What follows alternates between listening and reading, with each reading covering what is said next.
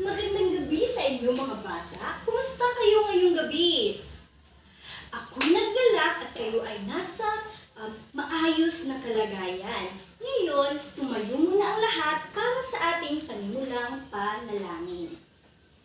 Sa ngalan ng Ama, ng Anak, sa Espiritu Santo. Amen.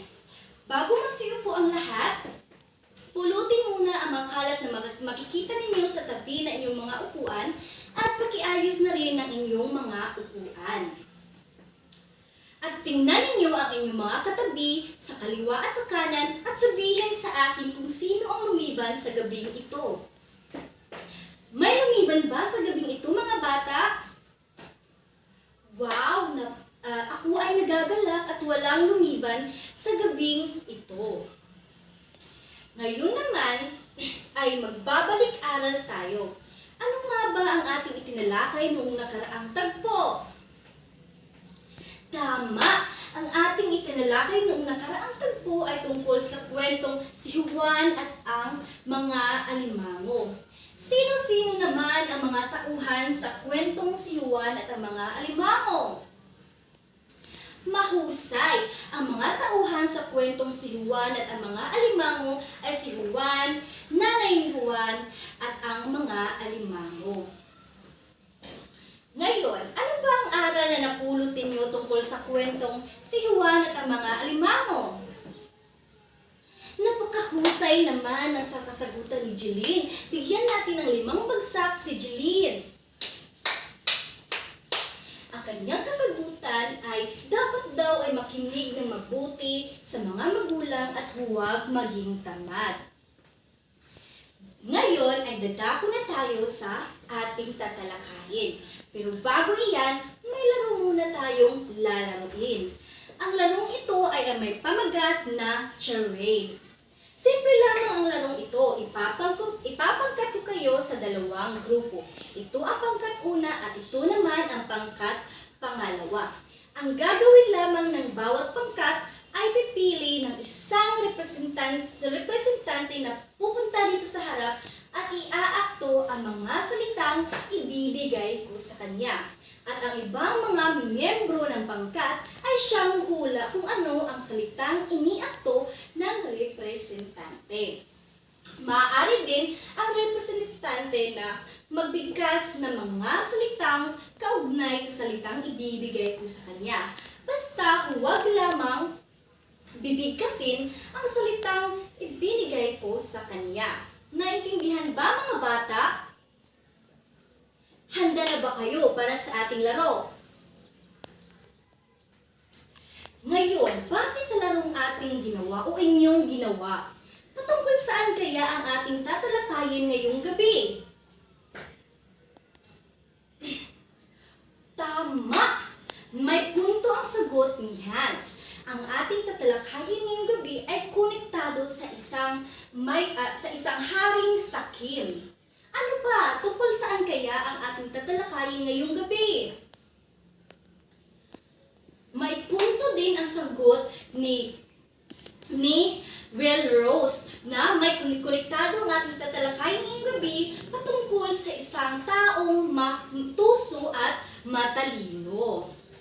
Ngayon ay dadako na tayo sa ating tatalakayin ngayong gabi. Ngunit bago iyan ay intindihin muna natin ang mga salitang makakasagupan ninyo mamaya sa kwento na mahihirapan kayong intindihin. Ang gagawin niyo lamang ay huhulaan kung ano ang kahulugan ng salitang sinalungguhitan sa istatamento. Pipili lamang kayo na inyong sagot kung ito ba ay nasa letrang A, letrang B, or letrang C, or D. Naintindihan ba mga bata? Ngayon, naintindihan niyo ba ang mga salitang ang ating tinalakay na makakasagupan ninyo, mga mahihirap na salita? Mahusay! Ngayon naman ay dadako na tayo sa pagbabasa ng kwento. Ngunit bago yan, ano muna ang gagawin na mabuting mag-aaral kapag nagsasalita ang guro sa harapan? makinig, maupo ng maayos, at huwag magsalita sa katabi. Ngayon, pakibasa muna ng ating layunin sa gabing ito. Maraming salamat. At ngayon naman ay magbabasa na tayo ng ating kwento. Handa na ba makinig ang lahat? Okay.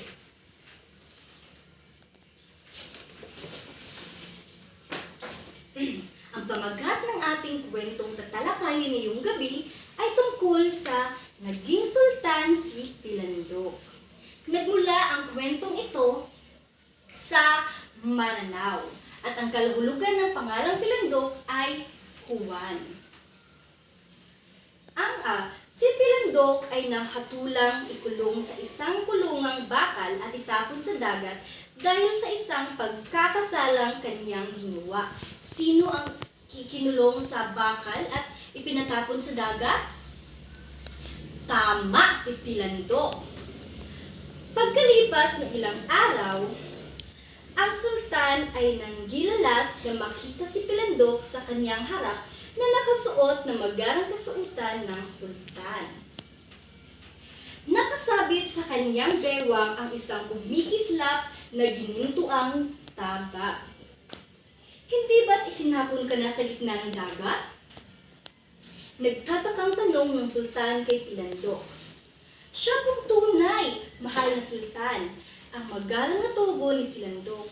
Paano mangyaring ikaw ay nasa harap ko at nakadamit na magara?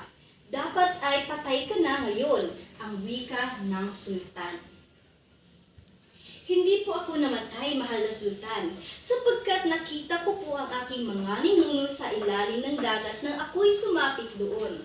Sila po ang nagbigay sa akin ng kayamanan.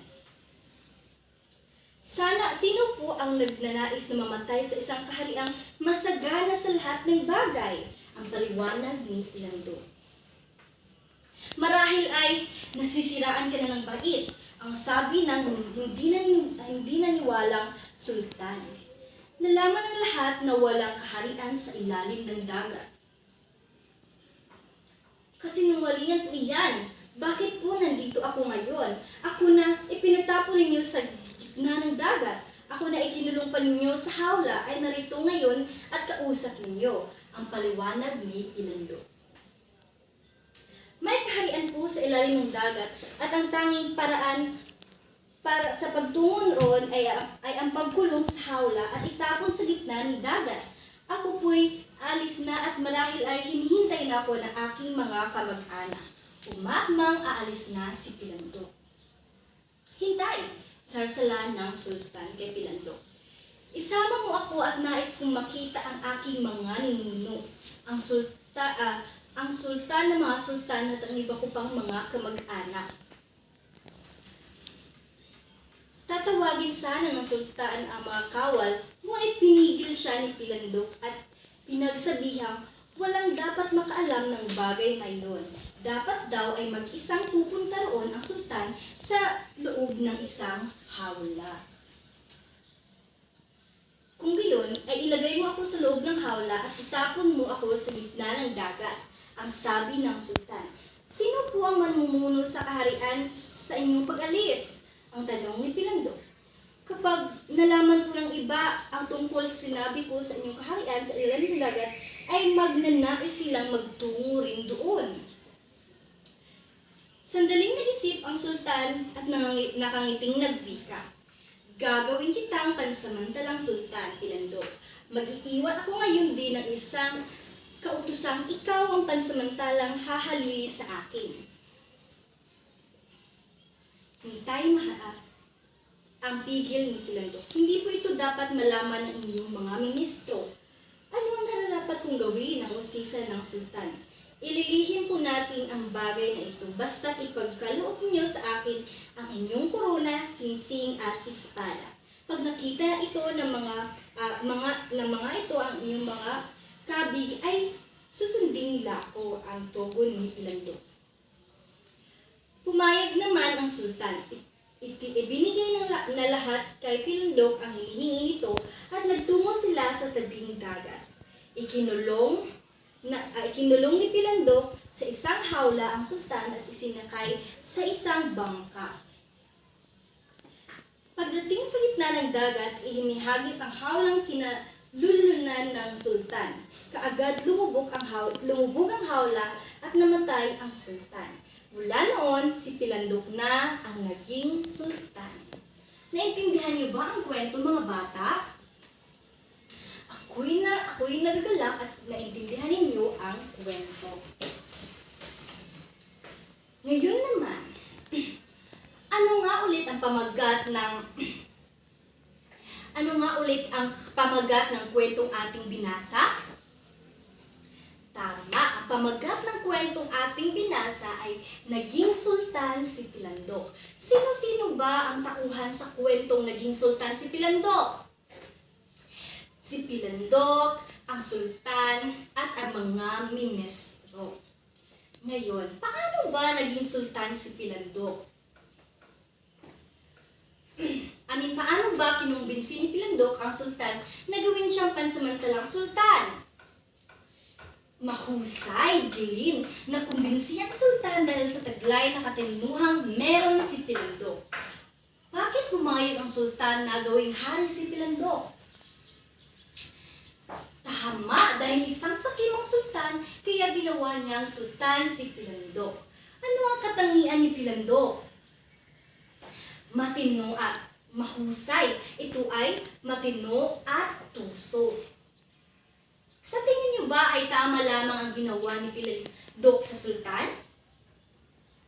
Napakahusay naman ng kasagutan ni Christine. Ayon sa kanya, tama lamang ang ginawa ni Pilandok upang siya ay makaligtas mula sa isang sakim na hari at iligtas din ang buong kaharian mula sa isang haring sakim.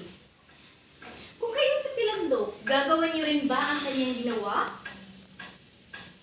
Napakagaling naman ang kasagutan ni Hans. Sabi ni Hans, katulad ng ginawa ni Pilandok, ay gagawin rin daw niya ang ginawa ni Pilandok sa kwento upang iligtas ang sarili at ang kaharian. Ngayon naman, ano naman ang napulot ninyo na aral tungkol sa kwento? Naging sultan si Pilandok. Napakagaling na kasagutan na pagtitiwala sa sarili dahil sa pursige ni Pilandok. Dapat daw ay pagtiwalaan natin ang ating sarili upang makamtan ang nais nating makamtan katulad ng ginawa ni Pilandok sa kwento. Ano pa ba ang napulot ninyong aral sa kwento? Sabi ni Kyle, gagamitin daw natin dapat ang ating katininuhan sa tamang paraan upang makamtan natin ang tagumpay katulad ni Pilandok. Makakatulong din tayo sa ibang tao sa pamamagitan ng paggamit natin ng ating talino sa mabuting paraan. Ngayon naman ay tapos na tayo sa ating pagtatalakay sa kwento. Ngayon ay tingnan natin kung naiintindihan niyo ba talaga ang aral na napulot ninyo sa kwentong naging sultan si Pilandok. Ang gagawin niyo ngayon ay aakto or magsasadula kayo tungkol sa aral na napulot ninyo sa kwentong naging sultan si Pilandok. Ang basihan dito ay narito ang mga basihan sa pagsasadula. Nilalaman 20%.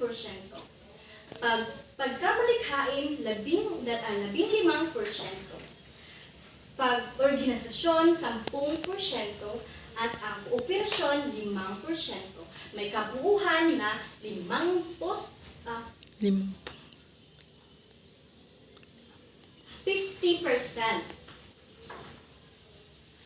Handa na ba kayo?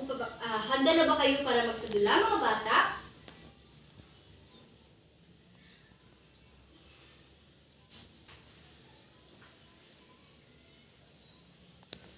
Bigyan natin ng 10 bagsak ang nanalong pangkat. Ang pangkat pangalawa.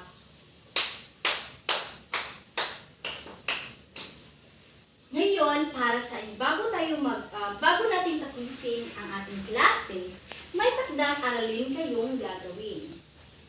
Ang takdang aralin ninyo